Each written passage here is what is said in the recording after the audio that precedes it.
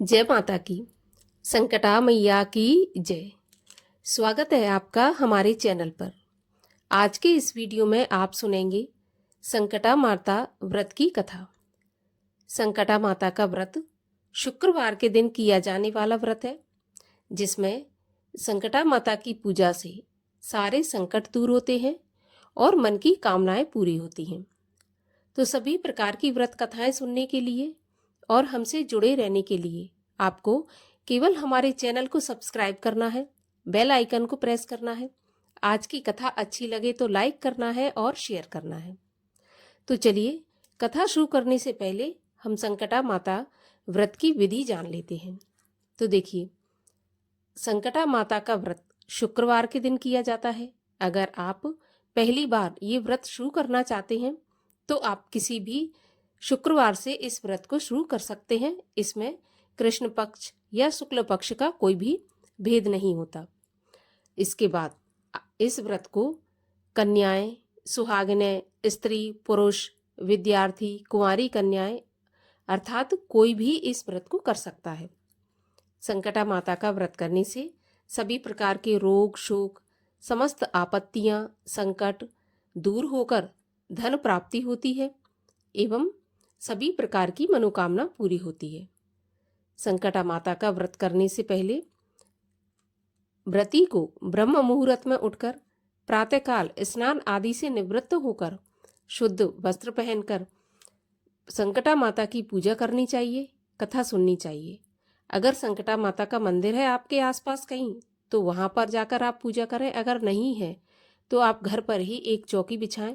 चौकी पर लाल कपड़ा बिछाएं और उस पर संकटा माता की तस्वीर या मूर्ति स्थापित करें और आप धूप, दीप, पुष्प, माला आदि से माता का पूजन करें।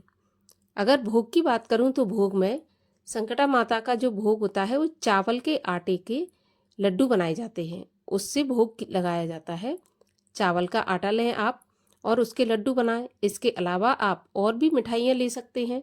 ऋतुफल, नारियल, सिंदूर, अपनी सामर्थ्य के अनुसार आप जो भी चढ़ावा चढ़ाना चाहें माँ पर चढ़ा सकते हैं।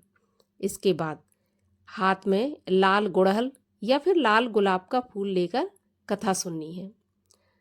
तो चलिए अब हम शुरू करते हैं संकटा माता व्रत की कथा। एक बुढ़िया थी। उस बुढ़िया का एक जवान बेटा जिसका नाम रामनाथ था, वह कमाने के लिए परदेश चला गया। पुत्र के विदेश जाने के बाद उसकी बूढ़ी माँ बहुत ही चिंतित और दुखी रहा करती थी। उसकी चिंता का विशेष कारण यह था कि उसकी पुत्रवधू उसे नित्य खरी खोटी बातें सुनाया करती थी। इसलिए बुढ़िया रोजाना अत्यंत चिंतित और उदास भाव से घर के बाहर स्थित एक कुएं की जगत पर ही बैठकर आंसू बहाया करती थी। बुढ़िया का यह क्रम बराबर चलता रहा। एक दिन उस कुएं में से दिए की माँ नामक एक स्त्री निकली और उसने बुढ़िया से पूछा, अरे ओ बूढ़ी माँ, तुम इस तरह से बैठकर रोजाना क्यों रोती रहती हो? तुम्हें किस बात का कष्ट है? तुम अपना दुख मुझे बताओ, मैं तुम्हारे दुख को दूर करने का पूरा प्रयास करूंगी। बुढ़िया ने उस स्त्री से ऐसे वचन सुनकर उसका कोई जवाब नहीं दिया और उसी तरह बैठकर रोती रही। दिए की माँ द्वारा बार बार एक ही प्रश्न पूछे जाने से वह बुढ़िया झुंझला गई और उस बुढ़िया ने दिए की माँ से कहा, तुम मुझसे बार बार ऐसा क्यों पूछ रही हो?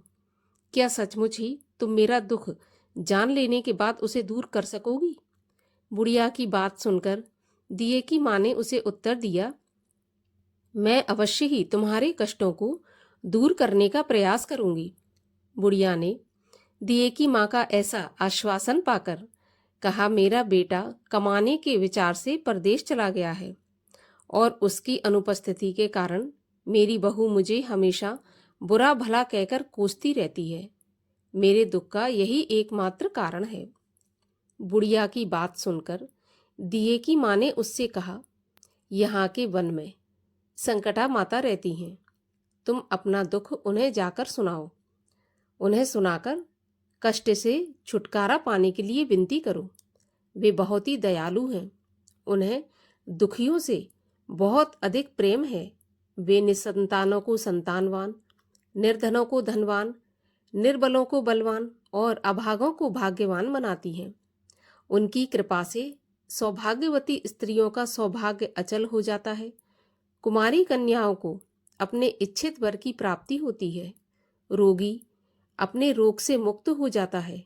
इसके अलावा और भी जो भी मनोकामना हो, उन सभी को माँ पूरा करती हैं। दिए की माँ से ऐसी विलक्षण बात सुनकर बुढ़िया संकटा जी के पास गई और उनके चरणों पर गिरकर साष्टांग दंडवत करके रोने लगी। संकटा जी ने दया होकर बुढ़िया से पूछा, बुढ़िया, तुम किस दुख के कारण बराबर रोती रहती हो? बुढ़िया ने कहा, माता, आप तो सब कुछ जानने वाली हैं, आपसे कुछ भी छुपा नहीं है। यदि मेरे दुख को दूर कर दें तो मैं अपनी करुणा गाथा आपको सुनाऊं। उसकी बात सुनकर संकटा जी ने कहा, तुम पहले मुझे अपना दुख तो बताओ। दुखियों का दुख दूर करना ही मेरा काम है। संकटा जी के ऐसे कहने पर बुढ़िया ने कहा, मेरा लड़का परदेश चला गया। उसके घर में न रहने से मेरी बहू मुझे तरह तरह की बातें सुनाया करती है। उसकी बातें सहन करने योग्य नहीं होती। इसी कष्ट के कारण मैं परेशान होकर बराबर रोया करती हूँ। बुढ़िया की इस दर्द भरी कहानी को सुनकर माता संकटा ने कहा, तुम घर जाकर मेरे लिए मनौती मांग लो कि हे संकटा माता, यदि मेरा लड़का सकुशल घर वापस आ जाएगा तो मैं आपकी पूजा करूंगी और सुहागन स्त्रियों को आमंत्रित करके उन्हें भोजन कराऊंगी। संकटा माता के कहने के अनुसार उस बुढ़िया ने घर आकर लड्डू बनाए, परंतु विचित्र बात यह थी कि जब भी बुढ़िया 7 लड्डू बनाती तो 7 की जगह 8 लड्डू बन जाते। इस बात से बुढ़िया बहुत ही असमंजस में पड़ गई कि ऐसा होने का कारण क्या है। कहीं मेरी गलती से गिनती करने में तो नहीं भूल हो रही, अथवा अपने आप 8 लड्डू बन जाने का कोई और कारण है। इसी समय बुढ़िया स्त्री के वेश में माता संकटा प्रकट हुई और बुढ़िया से कहा, क्यों बुढ़िया, आज तुम्हारे यहाँ कोई त्योहार है क्या? सुनकर बुढ़िया ने कहा, हाँ, आज मैंने संकटा माता के लिए सुहागिनों को भोजन खिलाने का आमंत्रण दिया है, किंतु जब गिनकर 7 लड्डू बनाती हूँ तो वे लड्डू अपने आप 8 बन जाते हैं। मैं इसी बात से बहुत चिंता में पड़ गई हूँ। बुढ़िया की बात पर संकटा जी ने कहा, क्या तुमने किसी बुढ़िया स्त्री को भी न्योता दिया है? बुढ़िया कहने लगी, नहीं, मैंने तो ऐसा नहीं किया, परंतु तुम कौन हो? संकटा जी ने कहा, मैं बुढ़िया हूँ, मुझे ही तुम न्योता दे दो। ऐसा सुनकर बुढ़िया ने उसे संकटा रूपी धारी बुढ़िया को भोजन के लिए न्योता दे दिया। इसके बाद बुढ़िया के घर पर सभी आमंत्रित सुहागनें आ पहुंची और बुढ़िया ने सबको लड्डू तथा अन्य मिठाई आदि का भोजन कराया। इससे संकटा माता जी की कृपा से उस रामनाथ के मन में अपनी माता एवं पत्नी से मिलने की प्रबल इच्छा उत्पन्न हो गई। सुहागिनों के भोजन करते ही उस बुढ़िया का लड़का परदेश से अपने घर आ गया। लड़के के आने की सूचना बुढ़िया को दी गई, लेकिन बुढ़िया अपने काम में लगी रही। उसने कहा, लड़के को बैठने दो, मैं सुहागनें जमाकर अभी आती हूँ। लड़के की बहू ने पति के आने का समाचार पाकर पति के स्वागत के लिए वहां से तुरंत प्रस्थान कर दिया। लड़के ने अपनी बहू को देखकर मन में विचार किया कि मेरी पत्नी को मेरे प्रति कितना प्रेम है, जो खबर पाते ही मुझसे मिलने के लिए आ गई, परंतु मेरी माता का मुझ पर जरा भी प्रेम नहीं है, क्योंकि खबर पाकर भी माता ने आने की बात नहीं सोची। इधर जब पूजा का काम समाप्त हो गया और सब सुहागनें भोजन करके अपने अपने घरों को लौट गईं, तो बुढ़िया अपने बेटे से मिलने के लिए उसके पास आ पहुंची। माँ के आने पर लड़के ने पूछा, माँ, तुम अब तक कहाँ रहीं? माँ ने उत्तर दिया, बेटा, तुम्हारी कुशलता के लिए ही मैंने संकटा माता से मनौती मांगी थी और उसी को पूरा करने के लिए सुहागनें जमा रही थी। इसके बाद बहू का व्यवहार उसको सुनाया, जिसे सुनकर संकटा माता की कृपा से लड़के का मन अपनी स्त्री से हट गया। उसने माँ से कहा, माँ, या तो इस घर में मैं ही रहूंगा या यही रहेगी। बुढ़िया ने कहा, बेटा, तुम्हें तो मैंने बड़ी कठिन तपस्या से पाया है, इसलिए मैं तुम्हें कैसे छोड़ सकती हूँ। तुम्हारे लिए चाहे बहू का भी त्याग करना पड़े तो भी मैं कर सकती हूँ। अतः लड़के ने अपनी स्त्री को घर से निकाल दिया। बहू घर से निकलकर बाहर आई और बहुत ही दुखी मन से एक पीपल के पेड़ पर चढ़कर बैठ गई और वहीं रोने लगी। उसी समय एक राजा उधर से जा रहा था। उसको रोते देखकर राजा ने पूछा, तुम क्यों रो रही हो? तो उसने अपनी सारी बात राजा को बताई, जिसे सुनकर राजा ने कहा, आज से तुम मेरी धर्म की बहन हो, इसलिए तुम रो मत और पेड़ के नीचे उतर आओ। मैं तुम्हारे सभी कष्टों को दूर करने का पूरा प्रयत्न करूंगा। राजा के मुख से ऐसी बात सुनकर वह स्त्री पेड़ के नीचे उतर आई और राजा के साथ साथ उसके महल में चली गई। घर जाकर राजा ने अपनी रानी से सारा वृत्तांत कह सुनाया और रानी को संबोधित करते हुए कहा, देखो, यह आज से मेरी बहन है, इसको किसी प्रकार का कष्ट नहीं होना चाहिए।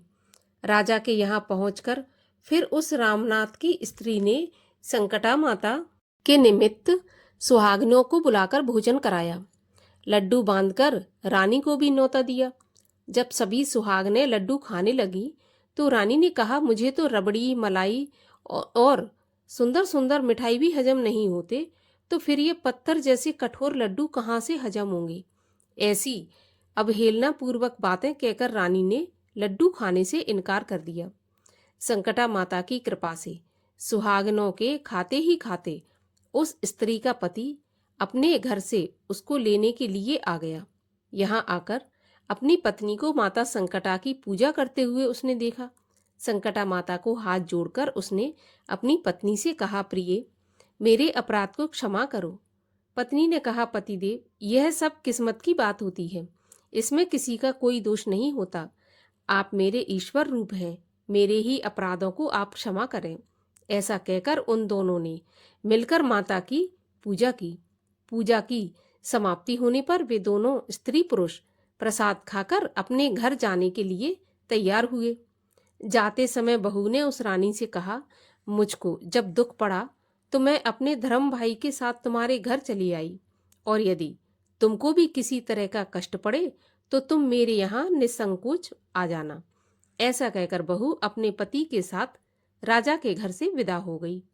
संकटा माता का निरादर करने के कारण रानी पर संकटा माता का कोप हो गया और बहू के जाने के बाद ही उसका सारा राज्य तहस नहस हो गया। ऐसी विपत्ति में पड़कर रानी ने राजा से कहा, ना मालूम यह तुम्हारी धर्म की बहन कैसी थी कि उसके यहाँ से जाते ही यहाँ का सब कुछ नष्ट भ्रष्ट हो गया। राजा ने रानी से कहा, वह जाते समय कह गई थी कि मेरे ऊपर कष्ट पड़ने से मैं तुम्हारे यहाँ आई, और तुम्हारे ऊपर भी जब कोई कष्ट पड़े तो तुम मेरे घर चली आना। इसमें जरा भी संकोच नहीं करना, इसलिए अब हम लोगों को उसके यहाँ ही चलना चाहिए। ऐसा निश्चय करके राजा रानी दोनों ही अपनी धर्म बहन के घर गए। वहां जाकर रानी ने कहा, बहन, तुमने हमारे यहाँ ऐसा क्या कर दिया कि तुम्हारे जाते ही हमारी सारी संपत्ति नष्ट हो गई और हम लोग बहुत ही परेशानी में पड़े हुए हैं। रानी की ऐसी बात सुनकर उसने कहा, बहन, मैं तो कुछ नहीं जानती, मेरी कर्ता धर्ता तो सब कुछ संकटा माता ही है, उनके अलावा और कोई दूसरा नहीं है। इसलिए मेरी राय से तुम भी संकटा माता से अपनी भूलों के लिए क्षमा याचना करो। उन्हीं की मान मनौती से तुम्हारा सारा काम बन जाएगा और तुम्हारा बिगड़ा हुआ भी सुधर जाएगा। उसके कथन के अनुसार रानी ने श्रद्धा भक्ति से संकटा जी का व्रत किया और सुहागिनों को जिमाया तथा अनजाने में हुए अपनी भूल के लिए संकटा माता से बार बार क्षमा मांगी। रानी के ऐसा करते ही संकटा माता प्रसन्न हो गई। रात में रानी को स्वप्न दिया कि तुम दोनों कल सुबह अपने घर को चले जाओ, वहां जाकर मेरी पूजा और व्रत करना तथा मेरे निमित्त सुहागनों को जिमाना। ऐसा करने से तुम्हारा गया हुआ राजपाट तुम्हें फिर से वापस मिल जाएगा। सुबह होते ही राजा रानी अपने घर को चले आए। घर आकर स्वप्न के अनुसार सब काम किए। ऐसा करने से उनका बिगड़ा हुआ दिन सुधर गया और सारा राजपाट वापस मिल गया। वे लोग पहले की तरह ही राज्य का सुख भोगने लगे। संकटा माता के इन भक्तों की कथा को जो सुनेगा या सुनाएगा और नित्य प्रति जो उनकी पूजा पाठ तथा व्रत आदि करेगा, उसे किसी प्रकार का कष्ट नहीं होगा। उसकी सारी इच्छाएं निश्चित रूप से पूरी होंगी, इसमें किसी प्रकार का कोई संदेह नहीं है। बोलिए संकटा माता की जय।